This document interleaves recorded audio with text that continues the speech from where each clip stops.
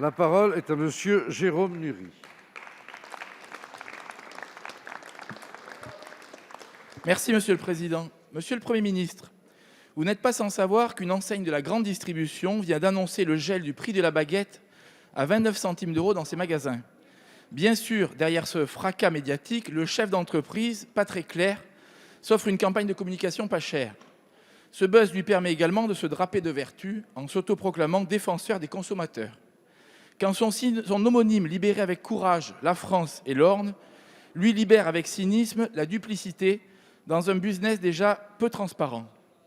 Personne n'est vraiment dupe de cet évangile de l'imposture qui vise à donner très peu d'une main pour reprendre beaucoup de l'autre.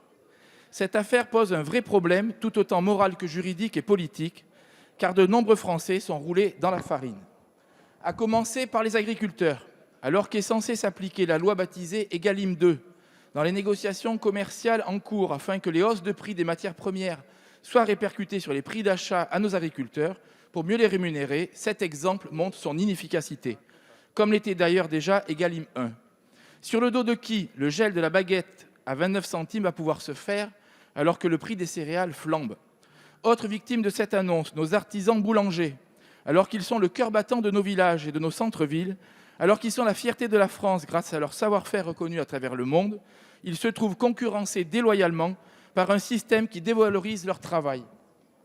Monsieur le Premier ministre, nous avons la chance d'avoir encore en France près de 30 000 artisans boulangers qui se lèvent tôt, qui aiment leur travail, qui structurent notre tissu local, qui fabriquent des produits de qualité.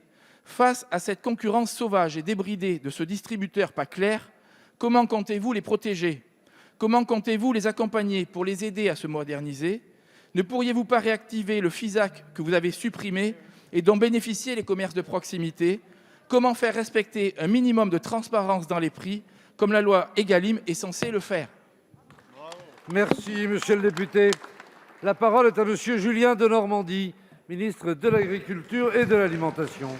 Merci beaucoup, Monsieur le Président, Mesdames et Messieurs les députés, Monsieur le député Jérôme Nury. Je partage ce que vous avez dit, je partage votre incompréhension, je partage même la colère que vous avez exprimée. Mais je le dis de manière très solennelle devant cette représentation nationale. Ne soyons pas dupes. Nous sommes face à une opération de communication, une opération de pure communication. Ne tombons pas dedans. Et ne prêtons pas ou ne mettons pas la lumière sur une telle opération de communication, que personne ne soit dupe là-dessus. Après, il y a la question de la légalité. Le fait est que ce sont des productions en interne. Et donc, dès lors que le prix d'achat aux fournisseurs, notamment aux agriculteurs, est respecté, la légalité aussi. Mais cette campagne de communication, elle renvoie un message terrible. D'abord à nos 33 000 boulangers que je sais que vous soutenez et que nous soutenons tous. Et je pose la question très clairement.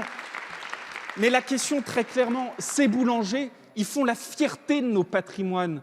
Et de notre patrimoine à tel point que nous avons déposé cette année, à la demande de la France et avec Roselyne Bachelot, la baguette comme patrimoine matériel à l'UNESCO. Et alors, qu'est-ce que veulent l'ensemble de ces grands patrons qui jouent la guerre des prix? C'est quoi la fin? C'est de l'importation? On va importer nos baguettes alors même qu'on est en train de faire en sorte que l'UNESCO le reconnaît comme le patrimoine mondial? Non, nous ne serons pas de cela. Et qu'est-ce qu'il faut faire? Il faut se battre avec beaucoup de force, sans jamais tomber dans quelconque position où nous serions dupes, aucune naïveté, mais avec énormément de conviction pour faire appliquer cette loi Egalim 2 et cesser cette guerre des prix. Parce que cette guerre des prix, elle est mortelle pour nos agriculteurs, elle est mortelle pour notre souveraineté alimentaire. Alors, quelle que soit la légalité de ces décisions, aucune naïveté, énormément de détermination, et c'est quelque chose qui emporte notre souveraineté de notre pays. Bref, on ne lâchera rien là-dessus.